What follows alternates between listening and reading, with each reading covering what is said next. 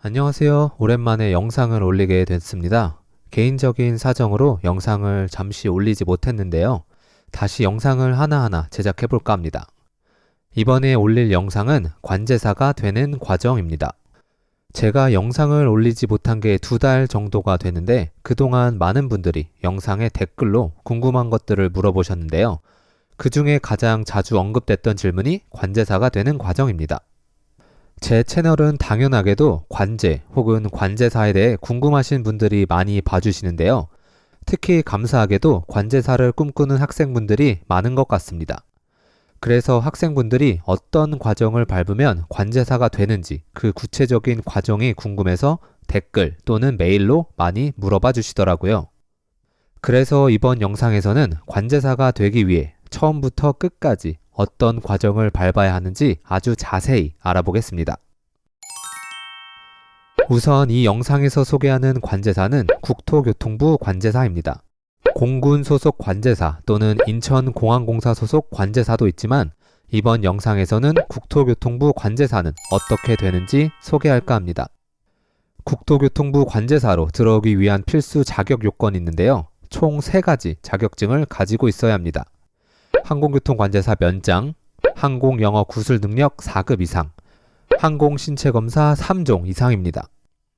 항공영어 구술 능력 4급 이상 또는 항공신체검사 3종 이상은 개인적으로 노력하거나 색약 등 중요한 신체적 문제가 없는 이상 취득할 수 있는 자격증이라고 생각합니다.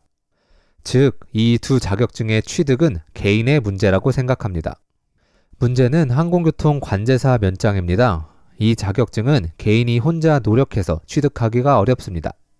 어렵다기보다는 개인 노력으로 취득할 수 없습니다. 그 이유는 항공안전법에 나와 있습니다.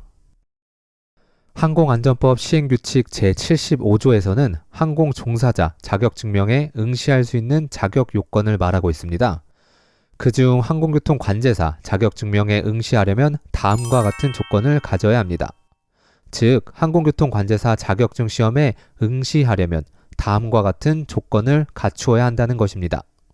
간단히 보면 국토교통부 장관이 지정한 전문 교육기관에서 항공교통 관제에 필요한 교육 과정을 이수한 사람으로서 관제 실무 감독관의 요건을 갖춘 사람의 지휘, 감독하에 3개월 또는 90시간 이상의 관제 실무를 수행한 경력이 있는 사람, 즉 항공교통관제사 자격증 시험에 응시하기 위한 자격 요건은 전문 교육기관에서 제공하는 교육 과정을 이수하고 3개월 또는 90시간 이상의 관제 실무 경력이 있어야 한다는 것입니다.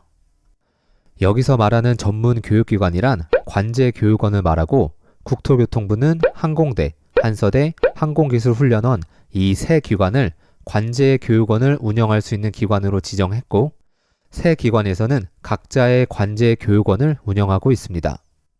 따라서 항공교통관제사 자격증을 취득하기 위해서는 항공대, 한서대, 항공기술훈련원 중 어느 한 기관에 들어가 각 기관에서 운영하는 관제교육원에서 관제교육을 받아야 합니다.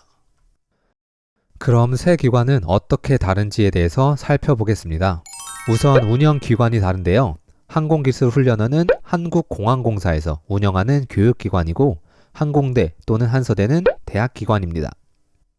항공기술훈련원은 주로 다른 대학을 다니고 졸업했던 사람들 또는 사회생활을 하는 분들 중 관제사가 꿈인 분들이 주로 지원하여 들어가는 곳입니다.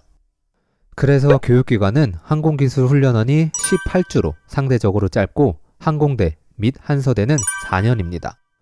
항공대 및 한서대는 대학 생활을 하며 관제교육원에 들어가기 때문에 4년의 시간이 소요됩니다. 그리고 학생 수는 항공기술훈련원이 대략 20명 내외입니다.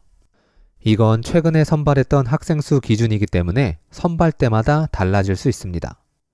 반면 항공대는 100명 내외, 한서대는 60에서 70명 내외로 매년 비슷한 인원수입니다. 여기서 짚고 넘어가야 할 것이 항공기술훈련원 20명 내외는 관제교육원 학생 수를 말하는 것이지만 항공대 100명 내외, 한서대 60에서 70명 내외는 관제교육원 학생 수가 아니라 항공교통학과 학생 수를 말하는 것이라 약간 차이가 있습니다. 자세한 내용은 뒤에서 설명드리겠습니다.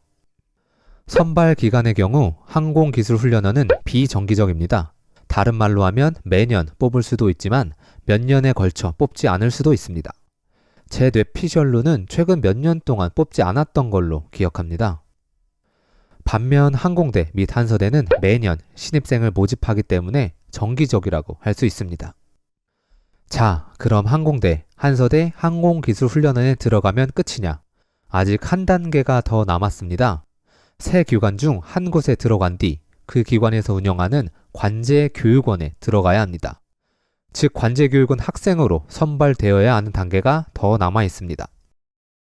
항공기술훈련원의 경우 토익, 토플, 탭스, 영어 점수 70%, 항공기술훈련원에서 보는 필기시험인 시사상식 30% 점수 합산으로 높은 순서대로 교육생이 선발됩니다.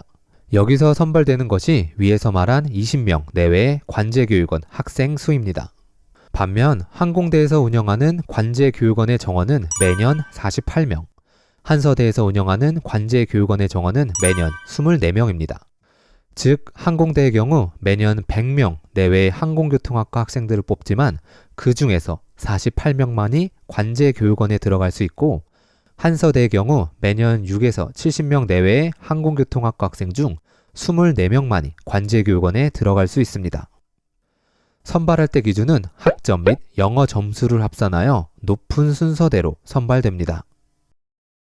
그래서 요약해보자면 첫 번째, 전문 교육기관에 입학한다.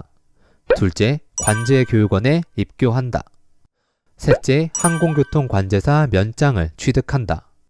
넷째, 국토교통부 항공교통관제사로 임관한다.